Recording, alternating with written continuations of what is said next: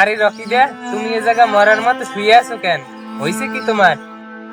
মরার মতো আছি কি বাল, অর্ধেক তো মরেই গেছি।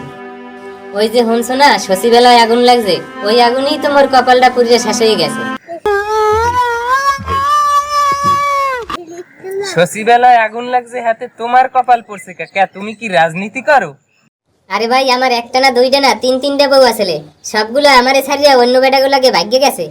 এই 4 নাম্বার বউটা আমারে এত ভালো পাইতো যে খাওন দাওন টোকাইয়া নিয়ে কামাই হইলে আমারে খাওয়াইতো। এখন কওতাই ভাই, আমার কপাল পড়ছে না তাই কার কপাল পড়ছে? समझ रहे हो समझ रहे हो आप समझ रहे हो ना। बड़ा हरामी हो बेटा। আমি শশীবেলায় গেছিলাম আমার বউরি দেখতে, হ্যাঁ যাইয়া শুনি সিআইডিতে আমার বউর লাশ লইয়া গেছে। আহারে, তোমার লগে দেখা হয় না, কথা হয় না, খবরও নেওয়া হয় না, কি করবা? সবই কপাল। কও, এগুলো মান্য তো নিতে হইবে। কি কও তুষার ভাই, বারা আমি আমার বউরে কি চিনি না? ও শশীবেলার সাততলায় যেয়ে কি করবে? আরে অবশ্যই কোনো মানুষ নিয়ে গেছে। আমি এই আমার বউয়ের হত্যার বিচার চাই। वाह क्या सीन है,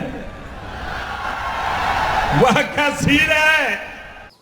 তুমি তো হক কথা কইছো। তোমরা তো রাস্তায় গরু আর নোংরা খাবার দাবার খুঁজতে খাও, তাইলে তোমার বোর তো সাততলায় যাওয়ার কথা না। আসলে এটা ঠিকই কইছো।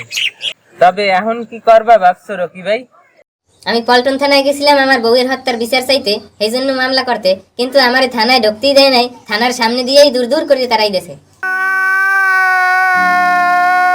তাই এখন তুমি বাংলাদেশ সরকারের কাছে কি চাও? এখন বাংলাদেশ সরকারের কাছে আমার একটাই আবেদন, আমার স্ত্রী রুনু হত্যার বিচার চাই বাংলাদেশ সরকারের কাছে। शाबाश बेटा, बहुत बढ़िया। বন্ধুরা, এই ধরনের অসাধারণ নতুন নতুন ভিডিও পেতে আমাদের চ্যানেলটি সাবস্ক্রাইব করুন, ভিডিওতে লাইক দিন এবং শেয়ার করুন।